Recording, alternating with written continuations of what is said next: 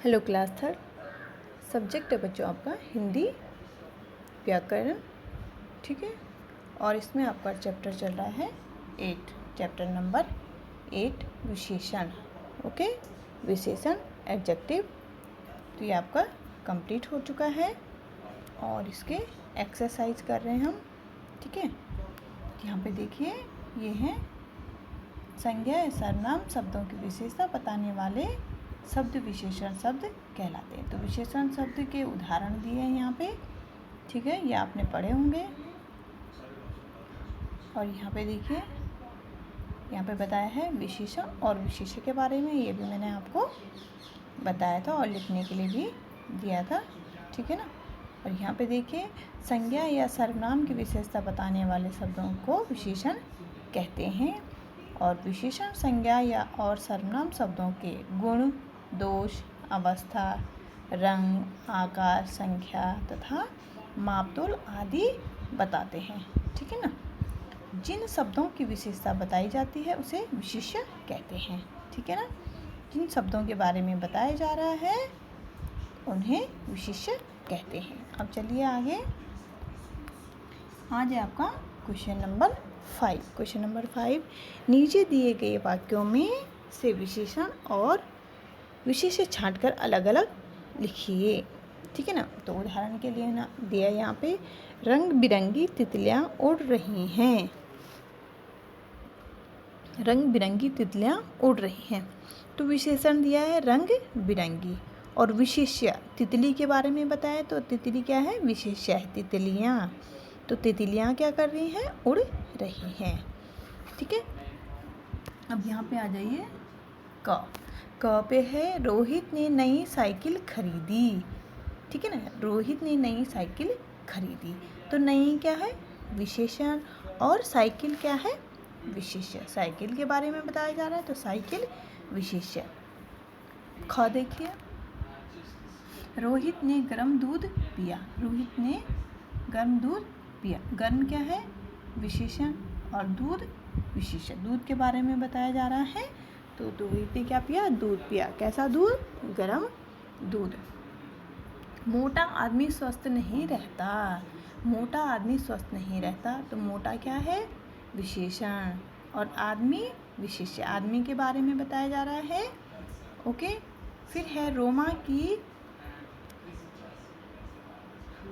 रोमा की गुड़िया जापानी गुड़िया नाच रही है, ठीक है। रोमा की गुड़िया क्या है, जापानी है, और गुड़िया क्या कर रही है, नाच रही है। तो जापानी उसका क्या हो गया, विशेषण हो गया, और गुड़िया क्या हो गई, विशेष्य। तो गुड़िया के बारे में बता रहे हैं, गुड़िया कैसी है, जापानी है। अब देखिए आगे, यहाँ पे क्वेश्चन नंबर 6 पे, नीचे दी गई एक थैली में संज्ञा और विशेषण शब्द मिल गए हैं, उन्हें छांटकर उचित संज्ञा के साथ उचित विशेषण लिखिए, ठीक है ना।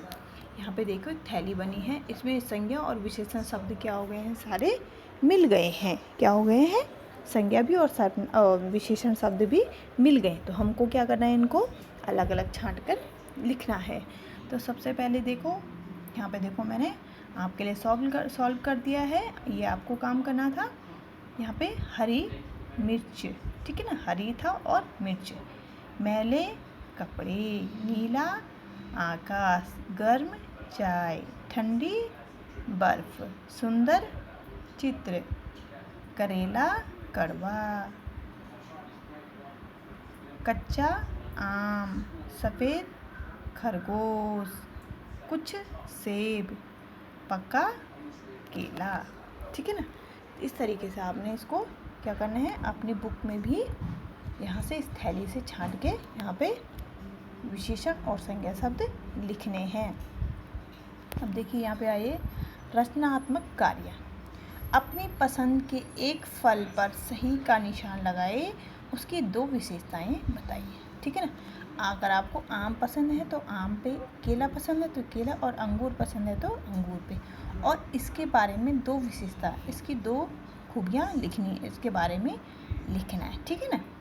तो जैसे मैंने आपके आम के बारे में बताया, आम क्या होता है, गर्मियों के मौसम में होता है, और ये खाने में कैसा होता है, खट्टा मीठा। ठीक है ना, तो आप भी इसी तरीके से किसी एक फल के बारे में यहाँ पे लिख सकते हैं। फिर है जंगल का राजा कौन कहलाता है, उसकी 2 विशेषताएं लिखिए। ठीक है ना, तो यहाँ पे क्या करना है, आपने जंगल के राजा का नाम लिखना है और राजा कौन है, शेर, और शेर के बारे में आपने 2 बातें लिखनी है, उसकी विशेषताएं बतानी है। तो ये आज आपका काम है, इसको आपको बुक पे ही करना है। पेज नंबर 38 पे आज आपका होमवर्क है, तो इसको ध्यान से आप करिएगा और विशेषण जो आपका अध्याय है उसको पढ़िएगा।